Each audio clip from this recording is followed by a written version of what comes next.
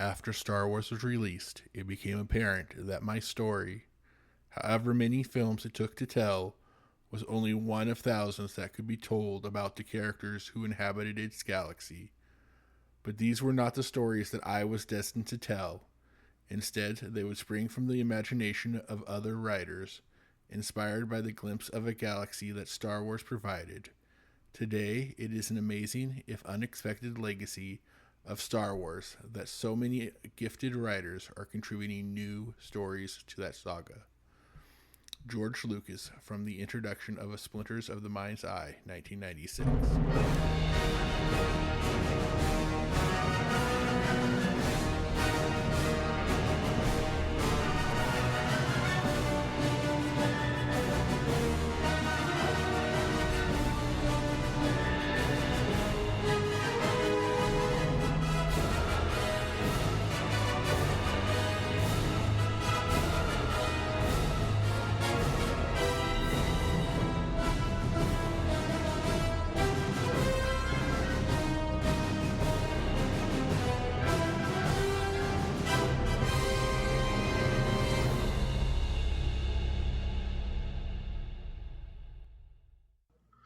Welcome back to the Skywalker Files from a certain point of view, where we chart the hidden history of the Star Wars expanded universe, one forgotten paperback at a time. I'm your host, Rockwell, and today we're being hunted. In this episode, we're diving into Darth Maul's Shadowhunter, a novel that trades sweeping heroism of Jedi Knights and galactic warfare for something smaller, dirtier, and far more personal. We'll talk about what happens when a desperate information broker, a rogue protocol droid, and a rookie Jedi Padawan cross paths with the most dangerous creature the Sith have ever unleashed.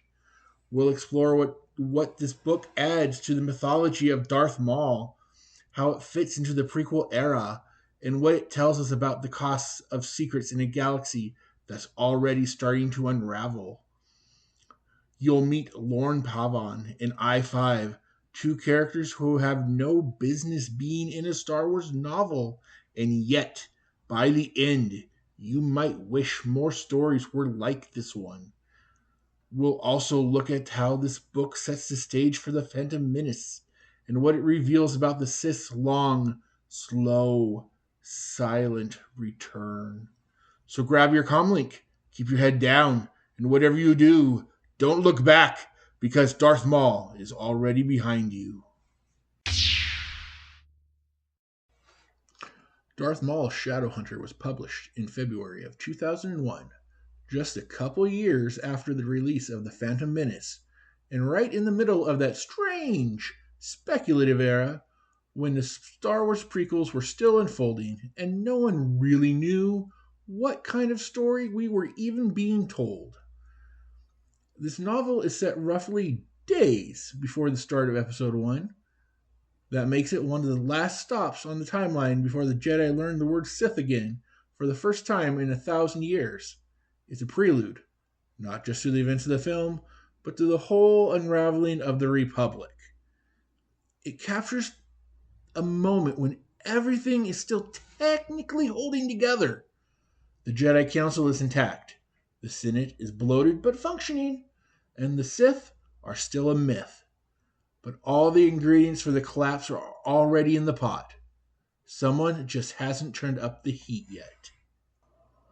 This book was written by Michael Reaves, a name that comes up a lot when we talk about the darker, more street-level corners of the Star Wars galaxy. Reaves had a background in television writing. He worked on Batman the Animated Series, Gargoyles, The Real Ghostbusters, and more. In Star Wars, he carved out his own niche in the underworld, telling stories that lived between the shadows of the Jedi and the Sith. If you read the MedStar duology, Death Star, or Coruscant Nights, all books we'll be talking about later on in this podcast, you'll recognize the tone. Weary protagonist, broken system, quiet sacrifices. Shadowhunter is where that style really starts to catalyze. You're not reading about galactic destiny here. You're reading about people who are just trying to make it till tomorrow. It was also the first time we got a serious internal look at Darth Maul. And that's important, because in The Phantom Menace, Maul is a presence. He's choreography and menace. But here, we got inside his head. We saw the discipline, the philosophy, the cold purpose he'd been built around. This novel doesn't just set the table for the Phantom Menace. It reminds us that the galaxy was already sick. The Jedi just hadn't noticed the symptoms yet.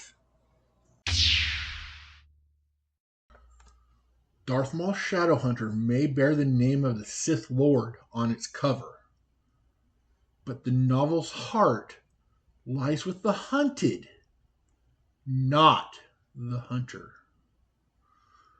At its core, this is a story about a small handful of people, each isolated, each operating in the margins. And what happens to them when they collide with the quiet machinery of galactic domination. Let's start with the man at the center of it all, Lorn Pavan. A former business clerk at the Jedi Temple turned freelance information broker. Lorn Pavan is bitter, tired, and done with the Jedi. He holds a deep personal grudge against the Order, one that's tied directly to the loss of his son. That wound has never closed, and it colors every decision he makes. Lorn isn't your typical Star Wars protagonist. He's not a chosen one.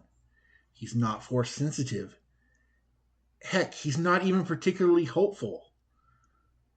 But he's smart, resourceful, and he's very good at surviving until he makes a fatal mistake of stumbling into something bigger than himself.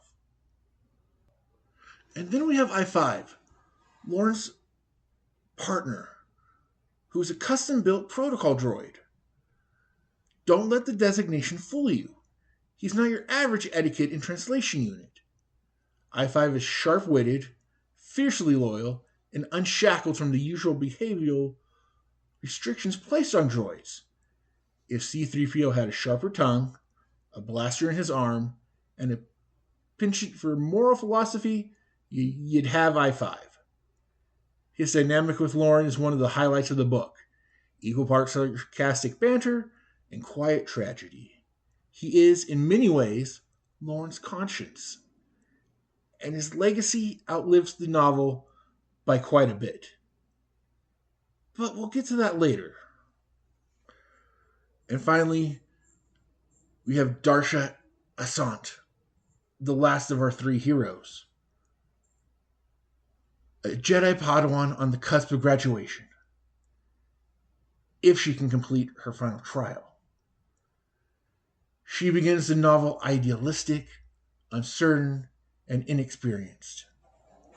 By the end, she's being forced to reckon with the brutal reality of what it means to uphold peace and justice in a galaxy where the rules are already being rewritten.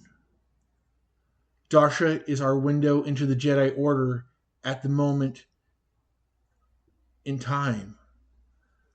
Not the council chamber, just a single student trying to live up to the ideal. Her path intersects with Lorn's in a way that neither of them expects. And by the time she understands what's really going on, it's already too late. Now, let's talk about the shadow in the story.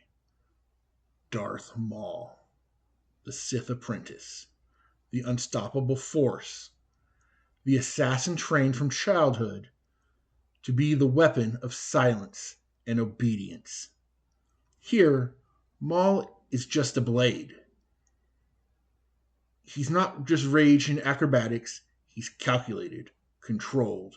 We get a glimpse into his internal discipline, his hunger to prove himself to Darth Sidious, and his strict adherence to Sith doctrine. He doesn't hate his prey, he doesn't enjoy killing, it's just the mission.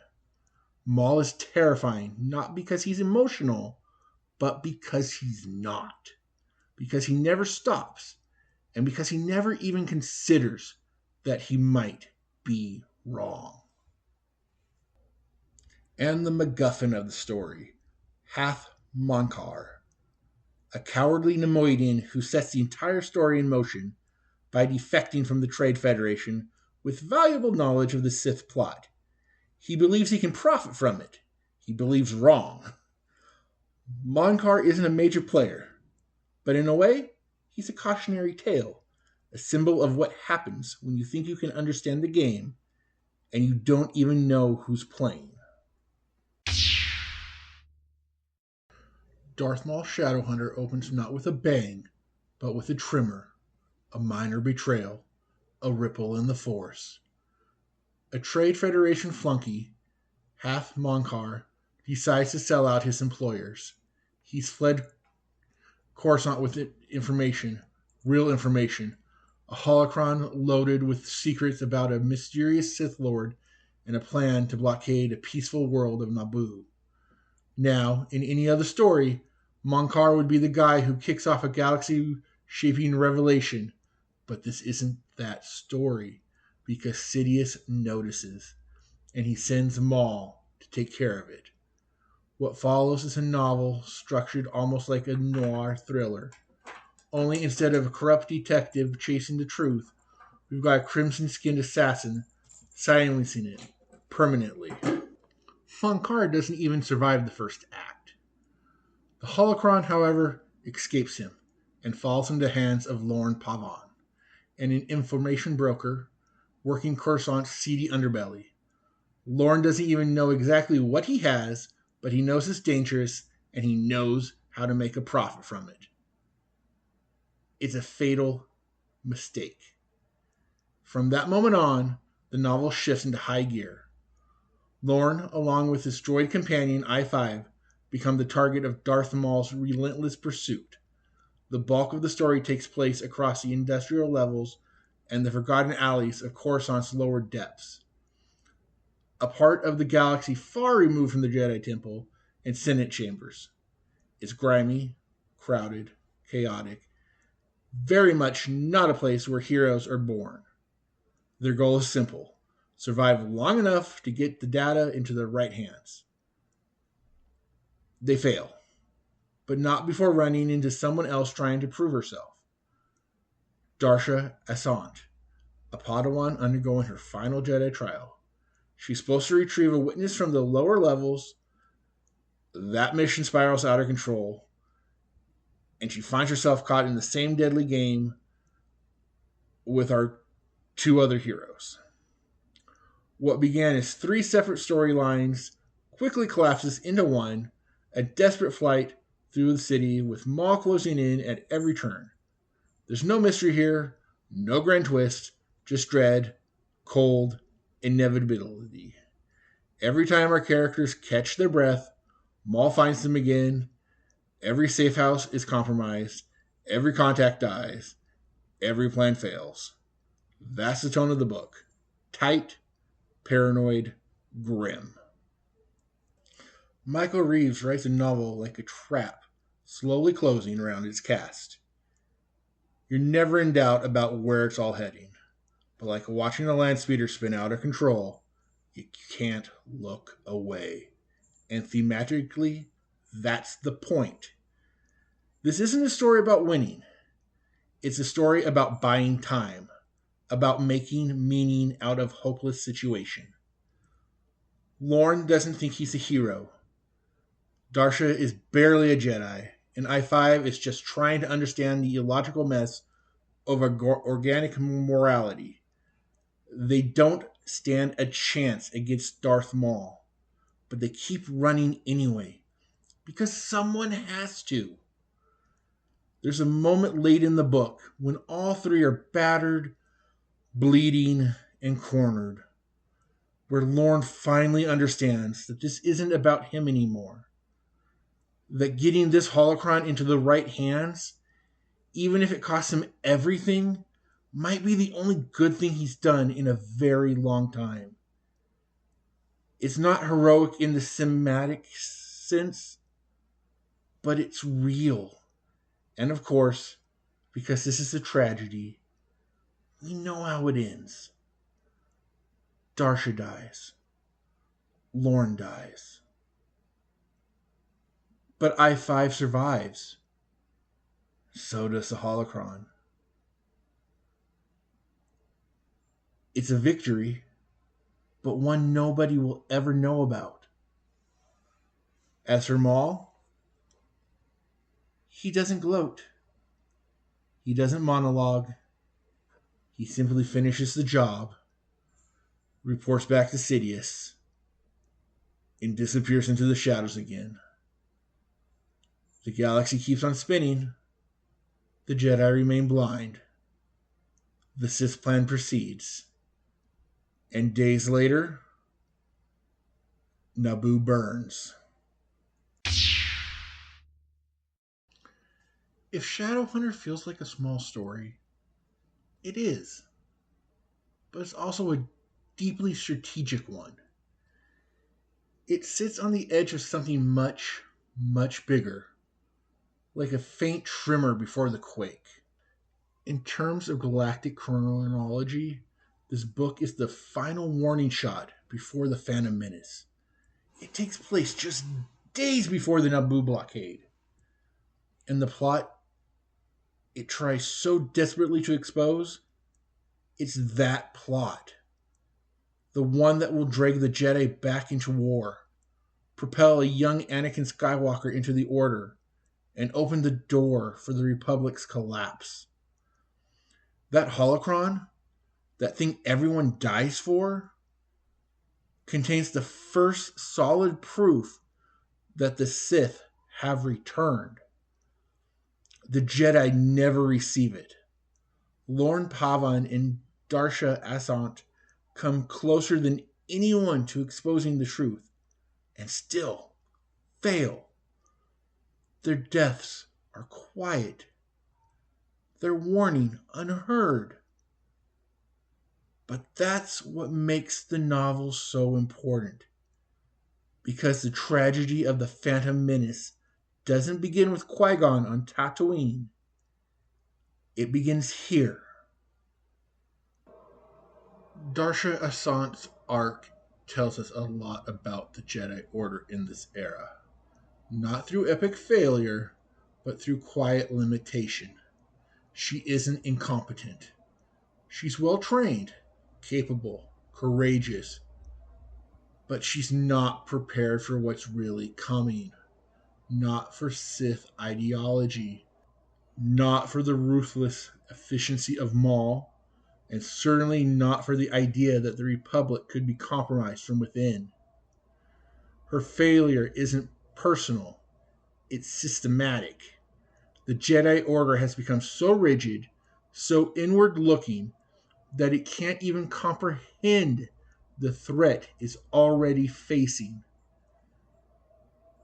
Darsha's journey is a preview of what will happen to hundreds of Jedi across the Clone Wars, fighting a war they don't understand for a republic that no longer exists in truth.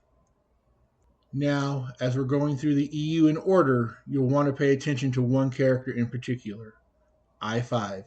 Yes, the sarcastic, blaster-packing protocol droid survives the book and goes on to become a major character in future novels. We're going to find him again in the Medstar duology, the Coruscant Knights trilogy. In fact, I-5 ends up partnering with someone very important to this book's legacy, Jax Pavan, the son of Lorn Pavan. We never meet Jax here in Shadowhunter, but his existence gives the story weight beyond its final pages. Lorn may die in the underlevels of Coruscant, but he leaves something behind.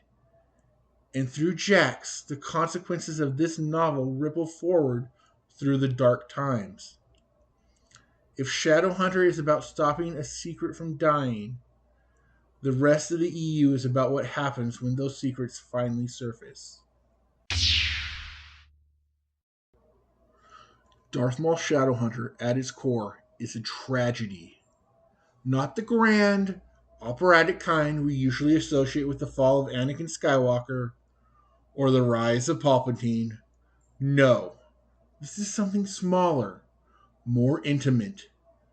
A tragedy of almost, of messages almost delivered, heroes who almost mattered, a future that almost changed.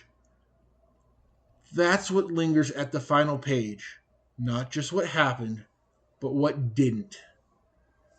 This novel doesn't rewrite the fate of the galaxy. It doesn't shake the foundations of the Force.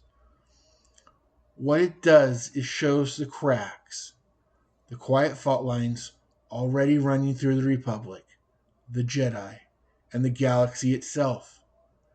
And it does it through the characters who don't belong on the front page of history, but who matter anyway. Lorn Pavan isn't a Jedi, or a senator, or even a Sith.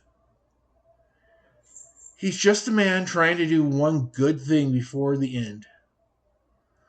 Darsha isn't destined to be on the council. She's barely out of the temple. And I-5, the droid, becomes the legacy, the last survivor, the one who remembers. Even Maul is a tragedy in his own right. A weapon so finely honed that he never sees the trap he's living in. He doesn't question the plan. He just enforces it. And in doing so, he erases the people who might have changed it. Michael Reaves doesn't give us a story of triumph here. He gives us a story of resistance. The kind that doesn't win. The kind that doesn't even survive. But the kind that matters anyway. Because sometimes that's the only thing you can do in the face of evil is run towards it. Even if it costs you everything. And that, in the end, is what Shadowhunter is really about.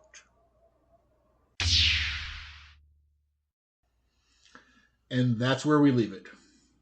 Deep in the underworld of Coruscant. Surrounded by smoke, silence, and Sith. Darth Maul Shadowhunter is a story most characters won't survive, and most Jedi will never know happened. But its shadow stretches far beyond its page count. It's the whisper before the scream. Next time on the Skywalker Files, from a certain point of view, we shift gears from novels to comics. We'll be diving into Dark Horse series Prelude to Rebellion, which unpacks the gritty, tangled politics and personal struggles of a Jedi that sets the stage for the Phantom Menace. It's a story about a father struggling with the dual role of being a father and a Jedi, a planet struggling with their tradition versus tech, and how a galaxy edges closer to chaos.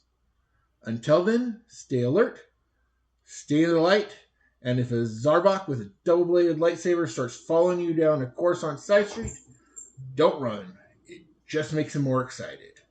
May the Force be with you.